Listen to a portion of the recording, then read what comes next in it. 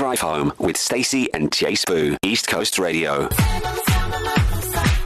Yep, that's my girl. Her name is Rihanna.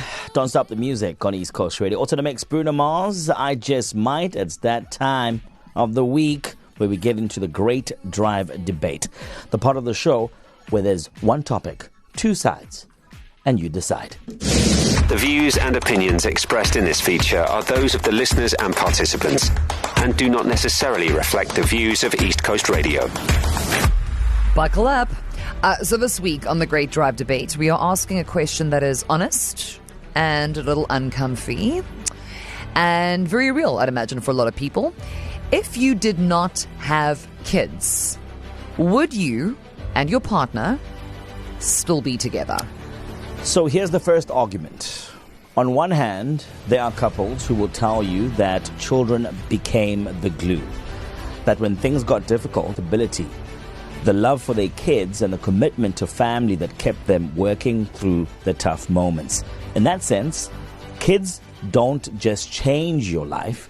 They give the relationship a deeper purpose, a reason to fight harder, communicate better, and stay when it might have been easier to walk away. For some, without that shared anchor, the relationship may have not survived the storms. On the other hand, here's argument number 2. There's a powerful argument that a relationship should be able to stand on its own. That love and compatibility and connection should exist independently of your children. Some would say if the only reason you're still together is because of the kids, then the foundation might already be shaky. Because when the kids grow up and inevitably leave, what remains? In this view, children shouldn't be a reason a relationship survives. They should be an addition to something that is already strong, healthy, and ideally fulfilling. So, we're going to put this to you. Maybe, you have 2 kids, maybe you have 1 kid, maybe you have 3 kids. Take a moment and really think about it, right? If there were no kids in the picture, would you and your partner still choose each other? We are inviting you to participate in this conversation. On the line, we have Garth from La Mercy. Welcome to the show, Garth. How you doing? Hi, very well, Jace. And you? Hey, man, we are good. Talk to us. Which side are you on? What do you believe in? I'm definitely on the side of we didn't stay together. The children's, we kind of made them the glue for a while, but unfortunately it didn't work, and we didn't survive. Our marriage didn't survive. And in retrospect now, if I had to live my life over, I wouldn't have children again either. For all the work and the finances that you pump into them, they turn out to be ungrateful and demanding, and I don't know, I just wouldn't have children again. So Garth, if we were going to put a timeline on it, how long would you say you stayed in that marriage knowing full well that you'd probably be happier if it were to end?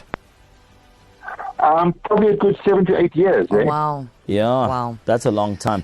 Because one grows up with a preconception of what a man should be and what a man should do and how you live your life. And at the end of the day, excuse my language, it's a bunch of crap. Because the realities of life have got nothing to do with the fantasies that our parents actually bring us up to believe. So, I mean, in retrospect, most of common folklore is nonsense. You've got to live your own life and the way things are at the moment. Yeah. Thank you so much, Garth. Live life according to time. Yeah. That's it. Thank you so much, Garth, from La Mercy, sharing your opinion. Again, just a quick reminder that we are not going to be judging anyone's opinion. Everyone obviously has experienced something that gives them a different kind of perspective, and we all just going to take a moment to respect that without any judgment. On the line, we have Terrell, all the way from Wentworth. Welcome to the show, Terrell. How are you doing? I'm good at news. Ooh. Hey, man, you heard what Garth from La Mercy had to say. Does that trigger anything with your opinion? What are your thoughts on what we're talking about today? No, absolutely not. I am on the opposite side of the fence. Yeah. For me, I would definitely still be with my wife today, with or without my children. Like for me, before I even say anything, I love my kids with all my heart. Yeah. Those kids got my heart in a box. But I must say, it's hard sharing my bed with two gremlins I got a visual there, Tyrell. I was right with you. Even me, I was there. I was the third gremlin. I was like, even me, I'm here. Hey, I'm telling you, it was just me and my best friend for so many years, and then all of a sudden we decided to add these two, and now it's me on the couch and them with my lovely wife. Yeah, they took the wife from you, hey? So I'm telling you. So look, I mean, Tyrell, I think that what you're saying here is just so lovely, the way that you're speaking about your wife. You've referred to her as your best friend. And the sentiment stands. With the kids, without the kids, that's your baby girl. That was wifey from day one. Always was going to be. No matter if you had 1, 10 or 12 gremlins present, it was always going to be wifey. So that's very encouraging. And thank you for sharing. And go and hug your wife from us. Okay, get in there. One more time today. Thank you, Tyrell. Shut up, man. I got a message coming through from Anonymous. Yeah. Hi, Stacey and Jay Spoo. I would like to remain anonymous. My partner and I would not be together if we didn't have our child. We're together for financial reasons, and our child live past each other and have nothing in common. Roommates talk more than we do. So this is an interesting conversation. It's also I think it's going to be quite something to observe how people respond to this, because I'm sure that there are a lot of you listening to this chat today, the Great Drive Debate, two sides, and you obviously weigh in. Would you still be with your partner if you didn't have the kids? And you are maybe now asking yourself that question for the first time. So as much as we're encouraging you to obviously speak up and join the chat on 0617929495, if you're just listening, that's also okay. On the line from Durban, Wesley, welcome to the show. How are you today? How's it, mate? How's it, guys? I'm good. How are you guys? We're okay. So, Wes, what do you think?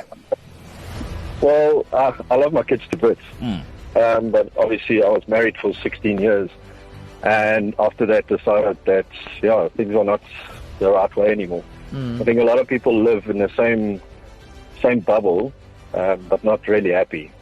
But they're not willing to express themselves. So I think for me it was a lot easier just to say, look, things are not going right. Rather have two happy homes and not one unhappy home. Yeah.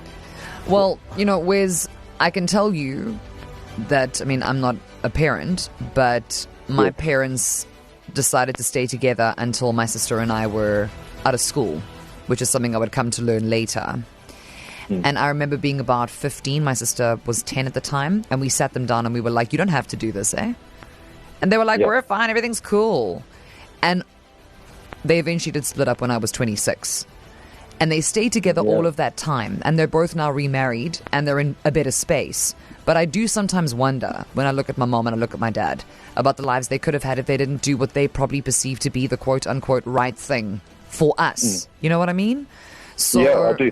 You see, that's why I say that I rather an unhappy home. Yeah. They can always pick up on the small things where people are unhappy, like you picked up.